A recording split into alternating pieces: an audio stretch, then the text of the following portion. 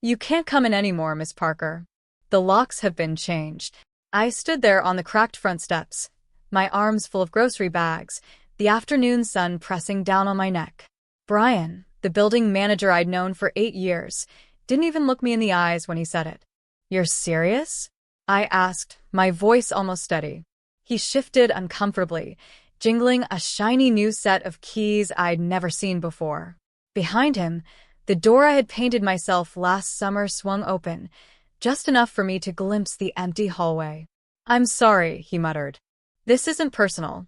It's just business." But it was personal. My apartment wasn't just an address. It was everything I'd built after my divorce. And in one afternoon, they decided I didn't belong anymore. My name is Evelyn Parker, and I was 37 years old when they decided to erase me from my own story. It wasn't just a building to me. That 4-story red brick on Caldwell Avenue was the first place I felt like I belonged in a very long time. I still remember the day I signed the lease. I'd just finalized my divorce from Darren, who left me for a woman 10 years younger, someone who, in his words, still believed in magic.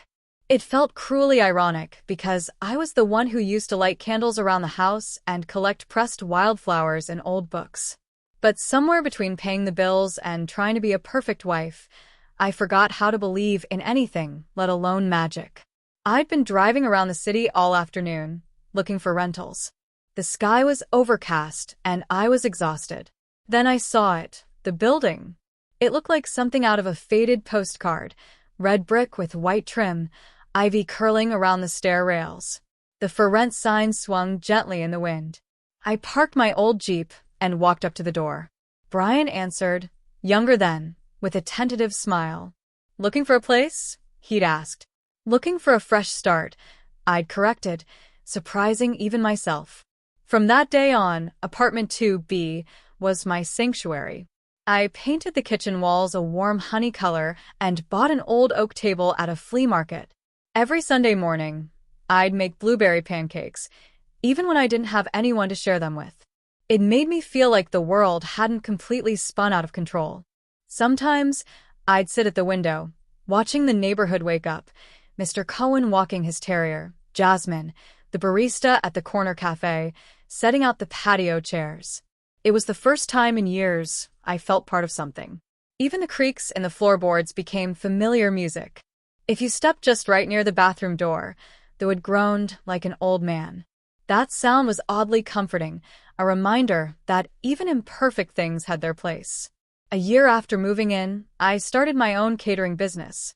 I called it Root in Bloom because that's what I wanted for myself, new roots, new growth. Every dish I made came from recipes my grandmother taught me back in Charleston. I could still hear her voice, warm and lilting, as she'd instruct me over the bubbling pots. "Remember, Evie, food is memory. Feed them love, and they'll never forget you." Those words felt more precious than ever as I built my business in the tiny apartment kitchen. My first big order was for a retirement party. 50 mini quiches, 2 chocolate ganache cakes, and 20 lemon tarts. I cooked for 3 days straight, sleeping in shifts on the lumpy love seat.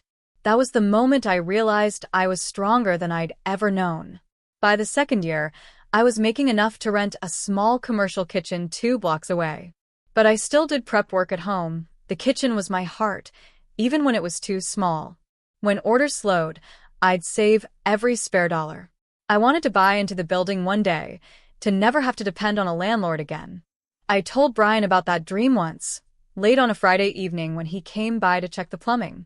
He'd leaned against the doorway, arms crossed, listening without interrupting. When I finished, he looked thoughtful. "You're serious," he said. "I am. I think you could pull it off." That tiny encouragement meant everything to me. My friendships in the building grew alongside my business.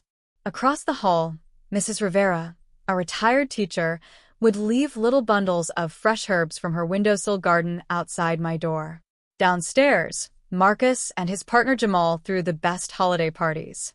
It felt like a makeshift family, the kind I'd been missing for years. Every Thanksgiving, I'd cook for all of us.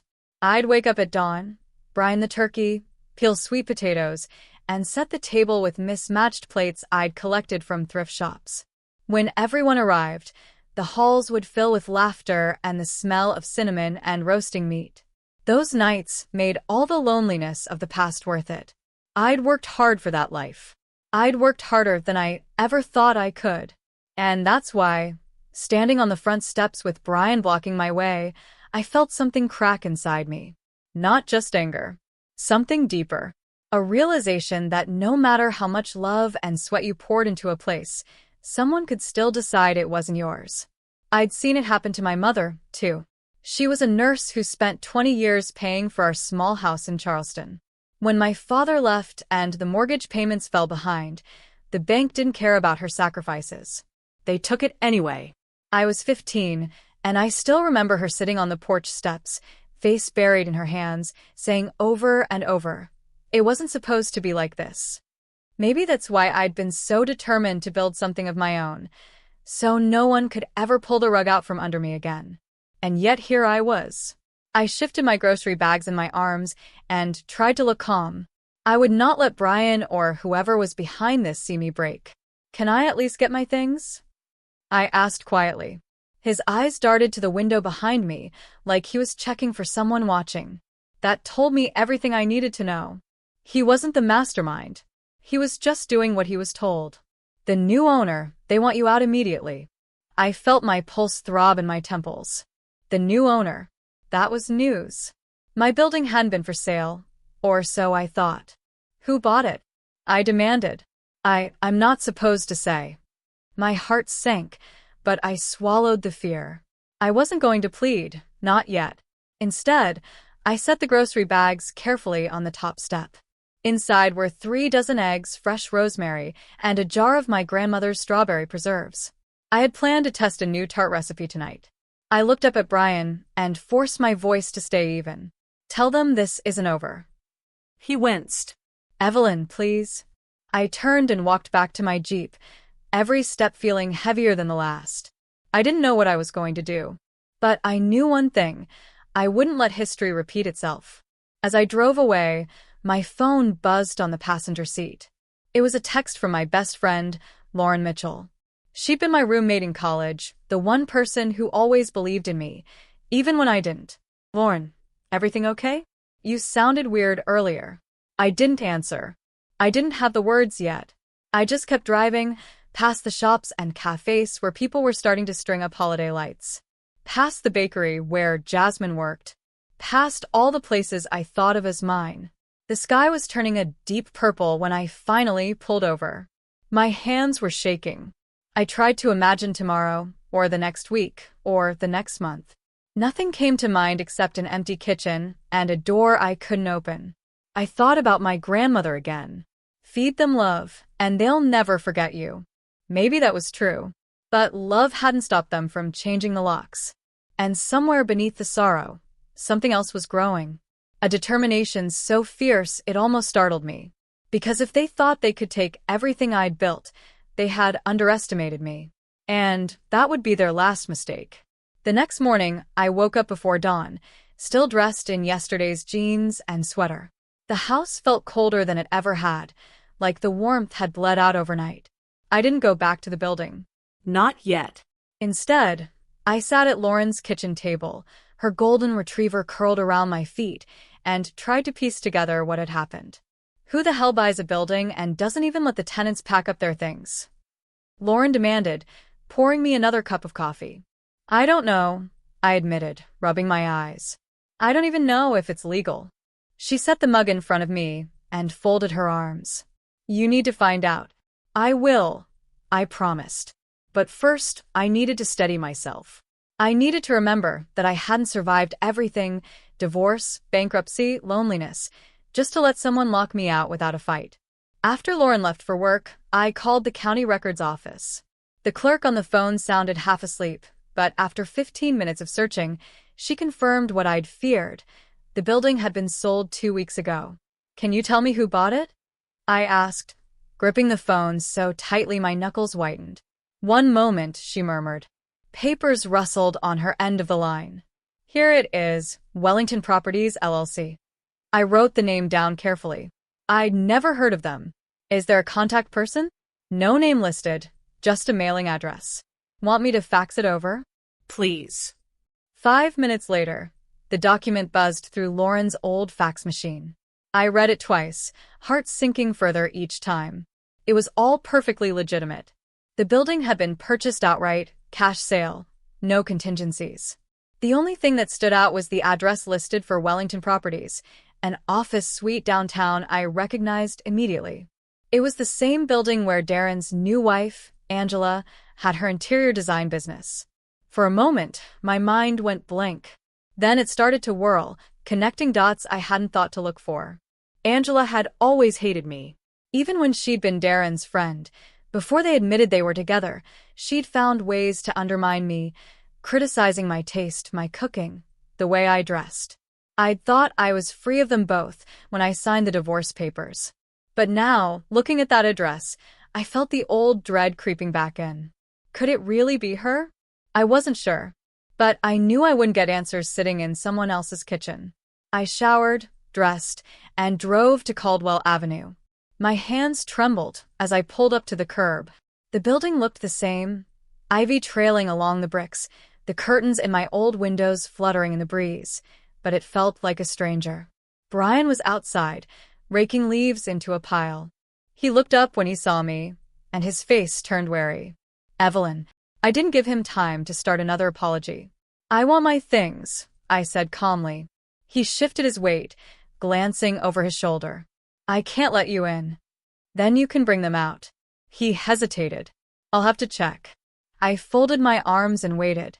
After a long moment, he went inside, leaving the door ajar behind him. I resisted the urge to follow. When he returned, he looked even more uncomfortable. The new owner doesn't want anything removed until the inventory is complete. I felt my jaw tighten. My grandmother's quilt is in there. My business records. Personal property. I'm sorry, he said again, and this time I believed he meant it. I took a slow breath. This was bigger than Brian. I needed leverage. Fine, I said evenly. But you tell whoever bought this place that I'm not going anywhere. And if they think they can scare me off, they've picked the wrong woman. He opened his mouth to protest, but I'd already turned and walked back to my Jeep. Driving away, I felt something harden in my chest. All my life, I tried to be the reasonable one, the peacemaker, the person who didn't make waves. But maybe it was time to stop being reasonable. 3 days later, I sat in the lobby of a sleek office building downtown, my purse clutched in my lap. The receptionist had told me to wait, her voice cool and dismissive. I knew Angela was behind this. Even if Wellington Properties was just a shell company, the address was too big a coincidence. When the receptionist finally called my name, she didn't bother to hide her disdain. You can go in now. I rose, smoothing my skirt, and walked down the hallway to a glass-walled conference room. Angela was inside, arranging a stack of swatches into a neat fan. She looked up as I entered, her expression carefully neutral. Evelyn, she said, like we were old friends. How unexpected. I closed the door behind me and took the seat across from her. I'm not going to pretend I don't know you're behind this, I said calmly. Her eyebrows arched in mock surprise. Behind what, exactly? The building. She laughed softly, a sound as cold as the air conditioning humming overhead. You think everything is about you. Is it? Her smile faded. You've always been so small-minded. So desperate to hold on to things that don't belong to you. My apartment wasn't yours to take. Angela leaned back at her chair, studying me like I was an insect under glass. It is now. I'm expanding my business, and that property was exactly what I needed. I felt the old rage flaring, but I forced myself to stay composed. I don't care about your business. I care about my life. My work. That's unfortunate, she said coolly. Because it's over. For a moment, neither of us spoke. The hum of the building filled the silence, distant phones ringing, the whir of a copier down the hall. Then I opened my purse and pulled out a thin folder. I laid it on the table between us, watching her eyes flick down, then back up to mine. What's that? She asked, her voice too casual. Something you should have researched before you tried to evict me. Her lips parted, just slightly. I don't have time for your games. I pushed the folder closer. Then you'll want to read this quickly. Angela hesitated, then reached for it. Her perfectly manicured fingers flipped the cover open. Inside was a copy of the purchase agreement for the building, dated, signed, notarized. But stapled behind it was another document she clearly hadn't expected. A contract, signed by the previous owner, granting me right of first refusal. For a long moment, she didn't speak. Her eyes moved over the page, widening as she realized what it meant. "You can't be serious," she whispered. "Oh, I'm very serious," I said softly. "That contract gives me the legal right to match your offer within 30 days. Which I intend to do." She looked up at me, her face pale. "You don't have that kind of money." I leaned back in my chair, feeling a calm I hadn't known in days. "That's where you're wrong." 3 weeks earlier, I'd been approached by a client, Mrs. Patel, a real estate investor who'd hired me to cater her daughter's wedding. She'd loved my food so much she asked if I'd ever considered expanding. I'd told her about my dream of owning a building, never imagining it would matter. The day after Angela changed the locks, I called Mrs. Patel and explained everything. She listened without interrupting. When I finished, she asked one question. "How much do you need?" When I told her, she didn't hesitate. "Consider it a loan. Pay me back when you can. No interest for the first year." It was the kind of offer that sounded too good to be real. But Mrs. Patel wasn't like most people. She'd built her empire brick by brick, and she respected women who did the same. I'd already wired the funds into escrow. All that remained was notifying the seller that I was exercising my right of first refusal. Angela didn't know any of that yet. "You're bluffing," she spat. I smiled, slow and steady. "Check with the county clerk. The paperwork was filed this morning." Her hand trembled as she slammed the folder shut. "You think you've won?" I rose and picked up my purse. "I know I have." As I walked out, I felt a clarity I hadn't felt in years. It wasn't just about revenge. It was about reclaiming what was mine and proving to myself that no one got to decide my worth. The day the escrow closed, I drove back to Caldwell Avenue with a single sheet of paper in my hand, proof of ownership, signed and notarized. I parked across the street and sat there for a moment, watching the building through the windshield. A slow drizzle had begun, dappling the sidewalk and softening the edges of the red brick. It looked exactly the same as it had the day Brian told me I was no longer welcome. But everything was different now. I stepped out of the car and walked up the front steps, heart thumping. Brian was in the foyer, clipboard in hand, conferring with a young man I didn't recognize, some new contractor Angela had hired, no doubt. The contractor looked up first, frowning when he saw me. "Ma'am, you can't be here," he began. Brian turned and went still. "Evelyn." "Brian." His gaze dropped to the paper in my hand. "What is that?" "Ownership," I said simply. The contractor made a scoffing noise. "Sure it is." Without a word, I handed the document to Brian. His fingers hesitated before taking it, as though he already knew what it meant. He read it once, then twice, his mouth working soundlessly. When he finally looked up, his face had gone pale. "You bought it," he whispered. "Yes," I said, my voice as steady as I could make it. "I did." The contractor stepped forward, all bluster and bravado. "I don't care what that paper says." Brian held up a hand, silencing him. "She's the owner," he said quietly. The contractor looked from him to me, eyes narrowed. "I'll need to confirm this." "You do that," I replied. "But in the meantime, I'd appreciate it if you left." He hesitated, clearly torn between defiance and self-preservation. After a tense moment, he stalked past me and out into the rain, slamming the door behind him. Brian exhaled shakily. "I didn't know," he said, almost pleading. I studied him, feeling the old hurt stirring. But I reminded myself that he'd always been just a middleman. He wasn't the one who'd set this in motion. "I believe you," I said finally. "But from now on, you answer to me." He nodded, swallowing hard. I moved past him into the hallway, my steps echoing off the worn tile. It smelled like it always did, coffee, floor polish, the faint trace of Mrs. Rivera's lavender sachets. At the top of the stairs, I paused. My door, apartment 2B, was still locked, but it no longer felt like an impenetrable barrier. I slipped the key from my pocket and turned it in the lock. The bolt slid free with a satisfying click. Inside, the air was stale, as though the apartment itself had been holding its breath. My boxes were stacked neatly along the walls, labeled in Brian's careful handwriting. The quilt lay folded on the arm of the couch, exactly where I'd left it. I set my bag on the counter and walked slowly from room to room, letting it sink in. This was mine. Not because someone allowed it, but because I'd claimed it.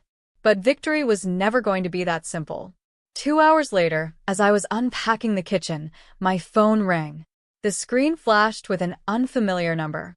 I answered cautiously. Evelyn Parker? Yes. This is Mark Littleton. I represent Wellington Properties. I closed my eyes, bracing myself. What do you want? His voice was smooth, practiced. My client would like to discuss an arrangement. Angela can call me herself, I said evenly. There was a pause. I'm afraid she's unavailable. Then there's nothing to discuss. She's prepared to offer you a substantial profit if you'll transfer ownership back to us. I almost laughed. You think I did all this for money? Everyone has a price, Miss Parker.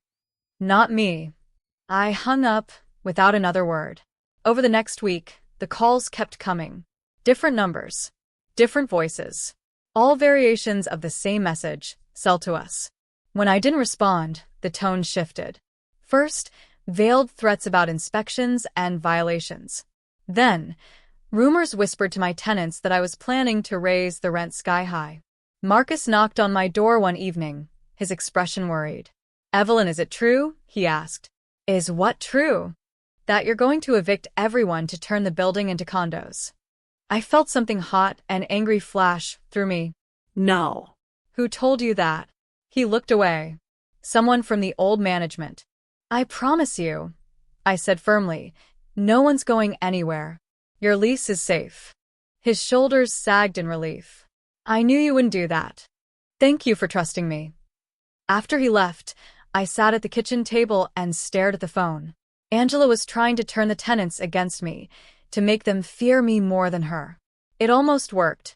The next morning, Mrs. Rivera slipped a folded note under my door. I don't know what's happening, but I believe in you. I pressed it to my chest, blinking back tears. By the second week, the campaign escalated. Code enforcement officers arrived unannounced, citing minor infractions, an expired fire extinguisher, a missing exit sign. Each fine was small, but they added up. When I realized Angela had filed anonymous complaints, I felt a cold fury settle over me. I refused to be intimidated. I spent every spare hour fixing the violations, documenting everything, and forwarding the paperwork to my lawyer. One evening, as I replaced the last exit sign, I heard footsteps behind me. I'm impressed, a familiar voice drawled. I turned, paint-stained screwdriver in hand. Angela stood at the end of the hall, arms crossed over her designer coat. I was wondering when you'd show up, I said. Her eyes flicked over the fresh sign, the newly painted baseboards. You really think you've won? I know I have. She smiled, but there was no warmth in it. You're in over your head. I don't think so. Do you have any idea how much it costs to maintain a building this size? More than you expected, apparently. Her smile faltered. You're going to fail, Evelyn. You don't have the resources. Maybe, I allowed. But at least when I look in the mirror, I'll know I didn't let someone like you define me. For a moment, the mask slipped. Her eyes narrowed, her mouth a thin line. You always thought you were better than everyone, she hissed. No, I said softly. Just better than you. Her face went white. Without another word, she turned and walked away, her heels clicking furiously down the hall. I stood there for a long time after she left, my heart thudding. I knew she wasn't finished. But neither was I. The next day, Brian knocked on my door. Can I come in? He asked quietly. I stepped aside to let him pass. He looked around the kitchen, taking in the half-unpacked boxes, the business invoices taped to the fridge. I owe you an apology, he said finally. You were doing your job, I said. I still should have stood up to her, he insisted. I've worked here 15 years. I knew what this place meant to you. I studied him for a moment.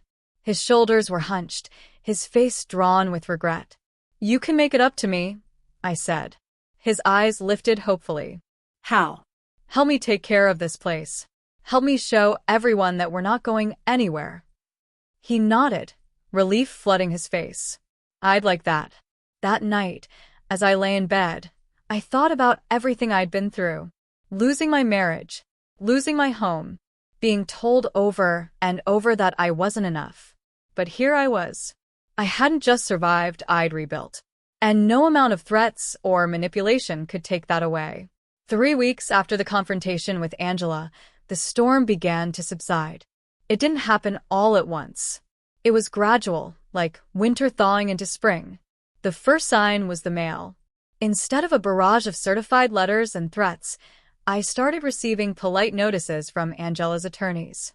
They were carefully worded offers, some generous, some insulting, all designed to convince me to sell. I didn't respond to any of them. I filed each one in a yellow folder labeled attempts. Every time I added a new letter to the stack, I felt stronger. One morning, I was repairing the door frame on apartment 3C when Mrs. Rivera appeared at the bottom of the stairs, her silver hair pulled back in a braid. She watched me hammer the last nail into place, then climbed up to stand beside me. I made you something, she said softly. She handed me a small loaf of pan dulce wrapped in wax paper. Thank you, I murmured, touched. You remind me of my daughter, she said, her eyes glistening. She fought for her home, too. I swallowed the knot in my throat. I'm trying. You're doing more than trying, Mija. You're showing all of us what's possible. I didn't know what to say to that, so I just hugged her. That afternoon, I called a meeting of the tenants in the front lobby. Everyone came, Marcus and Jamal, Mrs. Rivera, the Thompsons from the top floor, and Brian, standing quietly near the back. I took a deep breath. I wanted to talk to you all because there have been a lot of rumors, I began. A ripple of uneasy laughter moved through the group. I'm not going to turn this building into condos, I continued. I'm not going to evict anyone. You have my word. Relief swept across the faces around me. But there will be changes, I went on. Good ones, I hope. I want this place to be better than it's ever been. I laid out my plans: repairs to the roof, fresh paint in the hallways, a community garden in the side lot that had been neglected for years. Any rent increases will be fair and gradual, I promised. And if you have concerns, you come to me directly. Jamal raised his hand, smiling. Can we help with the garden? I nodded, feeling something loosen in my chest. I'd love that. Later that evening, I sat in the kitchen with Lauren, who'd come by with Thai takeout and a bottle of Pinot Grigio. You know, she said between bites of noodles, I never thought I'd see you here, like this. Like what? She gestured around the kitchen. Owning the building. Running the show. You used to apologize for everything. Even things that weren't your fault. I looked down at my hands, remembering how often I'd said I'm sorry just to keep the peace. Maybe I finally got tired of being sorry, I said quietly. She reached across the table and squeezed my hand. I'm proud of you. Thank you, I whispered. That night, after she left, I pulled out my grandmother's old recipe book. The cover was cracked and faded, the pages dotted with smudges of butter and flour. I flipped to the lemon tart recipe, tracing her careful handwriting with my fingertip. Feed them love, and they'll never forget you. Maybe she'd been right all along. Maybe love was the strongest foundation of all. The next morning, I was in the middle of measuring lumber for the community garden fence when Angela arrived. I heard the car door slam, followed by the unmistakable click of her heels on the pavement. I didn't look up until she stopped on the sidewalk, arms folded across her chest. You're really going to stay, she said flatly. I leaned against the fence post, wiping sweat from my brow. Yes. Her gaze flicked over the piles of lumber, the fresh paint on the building, the pots of flowers lined up along the steps. This place is a dump, she said. Maybe, I allowed. But it's mine. She stared at me for a long moment, her expression unreadable. "You're making a mistake," she said finally. "Funny," I replied. "That's exactly what I thought about you." A muscle jumped in her jaw. "You could have taken the money. Started over somewhere else." "I did start over," I said softly. "Right here." For a moment, something like uncertainty flickered in her eyes. But then she lifted her chin and turned away. As I watched her walk back to her car, I felt an unexpected swell of compassion. Angela had never built anything herself. She only knew how to take. And someday, that emptiness would catch up to her. The next few weeks were a blur of activity. Brian and I repaired the cracked front steps. Marcus and Jamal planted tomatoes and basil in raised beds along the side of the building. Mrs. Rivera painted the lobby walls a warm, buttery yellow. Every evening, the tenants gathered in the garden with folding chairs and iced tea, talking and laughing as the sun went down. It felt like a real community. One night, as I locked up the garden shed, I spotted Marcus lingering by the gate. "Everything okay?" I asked. He hesitated. "I wanted to thank you." "For what?" "For not giving up," he said simply. "Most people would have." I smiled. "Most people aren't as stubborn as I am." He laughed and shook his head. "We're lucky to have you." 2 days later, I received an email from Angela's attorney. "My client wishes to formally withdraw all offers of purchase." I read it twice, then leaned back in my chair, letting out a long breath. It was over. No more threats. No more games. That evening, Lauren stopped by with a surprise, a framed photograph of the building, taken at sunset. The bricks glowed golden in the fading light, the garden bursting with color at the base. "I thought you'd want a reminder," she said. I traced the frame with my fingers. "A reminder of what?" "That you did this," she said softly. "No one gave it to you. You earned it." I felt tears prickling at the corners of my eyes. "Thank you." That night, I sat in my kitchen with the lights turned low, the photograph propped on the table beside me. For the first time in years, I felt settled. Not because everything was perfect, it wasn't. There would always be bills and repairs and worries. But because I finally understood that strength didn't mean never being afraid. It meant standing your ground even when you were. The next morning, as I opened the windows to let in the warm spring breeze, I heard Mrs. Rivera humming in the hallway. Marcus was already out in the garden, checking the tomato plants. Life went on. And so did I. 6 months later, the building on Caldwell Avenue no longer whispered of past betrayals. It sang with new life. The ivy had been trimmed back to reveal the full character of the red brick facade, now scrubbed clean and touched up with fresh white trim. The sidewalk was lined with potted flowers, lavender, daisies, and crimson geraniums, and the garden had blossomed into a lush haven bursting with color and purpose. We called it the Heart Lot. It had started as a patch of dry, neglected dirt where no one lingered. Now it was the soul of our little community. Raised beds overflowed with tomatoes, squash, and herbs. A wooden arch covered in climbing roses marked the entrance, built by Brian and painted by the Thompson twins. Every Saturday morning, we gathered there for what we called the neighbors' market. Not for selling, but for sharing. Jamal brought his homemade sourdough. Mrs. Rivera offered tamales, and I contributed tarts, muffins, and whatever was fresh from the test kitchen of Root and Bloom. Yes, my catering business had a new home now. The commercial kitchen I'd rented was mine. Purchased with the help of a microloan program that Mrs. Patel had introduced me to.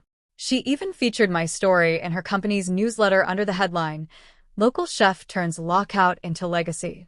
I kept a framed copy on my new office wall. Not to show off, but to remind myself that no storm lasts forever if you refuse to collapse beneath it. One golden October morning, I stood on the steps of the building with a basket of pumpkin muffins in my hands, watching a small group gather near the garden. Jasmine, the barista from the corner cafe, was helping Marcus set up chairs under the pergola.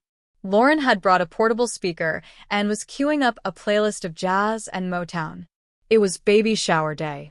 Not for me, but for Elise, the younger sister of one of our tenants, who'd recently moved into apartment 1A with her fiancé. When they found out they were expecting, the whole building decided to throw a surprise shower. No RSVP, no official invitations, just word of mouth and a community that had learned to show up. I carried the basket into the garden, placing it next to a table stacked with gifts wrapped in soft pastels and ribbons. Elise looked radiant, her hands resting on her belly, eyes shimmering with tears as she hugged each guest.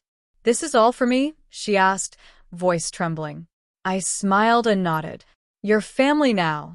Later, after the gifts were opened and the music faded into the background, Lauren pulled me aside. She pointed to the scene before us, children chasing each other near the roses, neighbors laughing, and Elise cradling a tiny pair of crocheted booties in her hands. "You made this happen," she said. "No," I said, shaking my head. "We made it happen." Lauren grinned. "You really are different now, you know." "Older," I teased. She laughed. "Stronger." I looked out at the crowd, the vines rustling gently in the breeze, and realized she was right. I wasn't the same woman who had once begged for the keys to her own front door.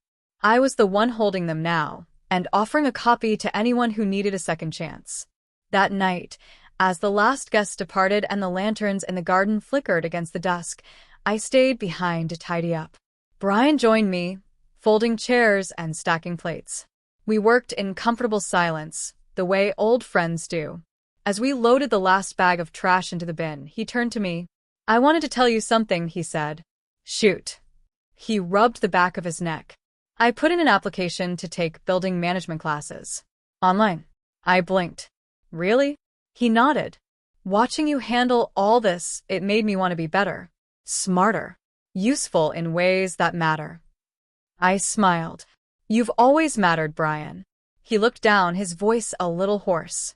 "Thanks for not firing me after everything." "I didn't hire you for perfection," I said gently. "I hired you because you care." He nodded, and for the first time in a long time, I saw pride in his eyes. A few weeks later, something unexpected happened. Angela sent me a letter.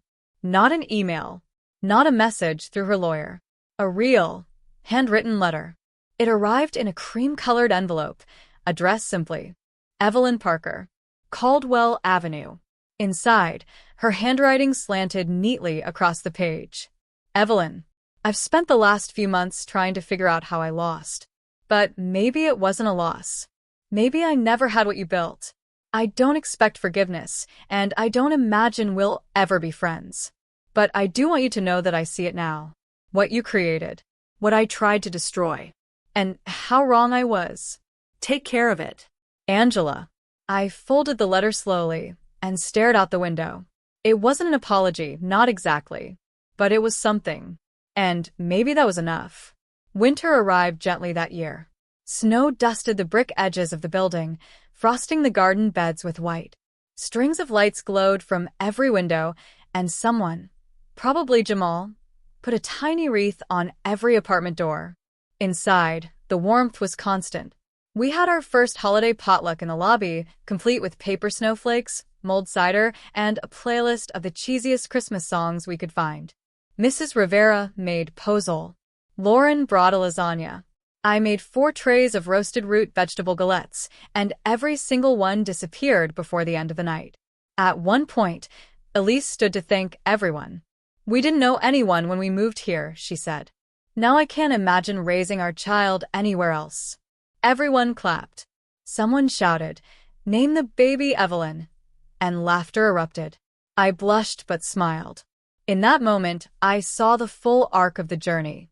From being pushed out and dismissed, to coming back, not just to survive, but to lead. In the early hours of New Year's Day, I stood on the roof alone, a blanket wrapped around my shoulders.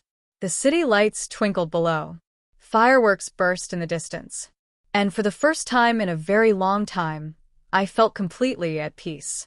I thought of my grandmother again. Her voice echoed in my memory. Soft, steady, full of the kind of love that lingers long after it's gone. "Feed them love, Evie, and they'll never forget you." I smiled. She was right.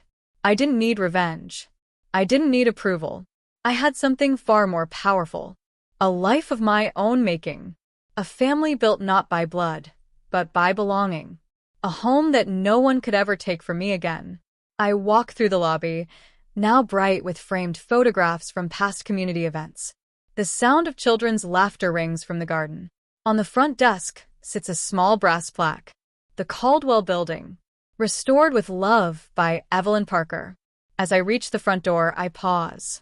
The morning sun filters in through the glass, casting golden light across the tiled floor. I step outside. The air is crisp clean. The neighborhood hums softly to life. A new tenant walks up the path, suitcase in hand, eyes wide with nerves. "Hi," she says shyly. "I'm new here." I smile and open the door. "Welcome home."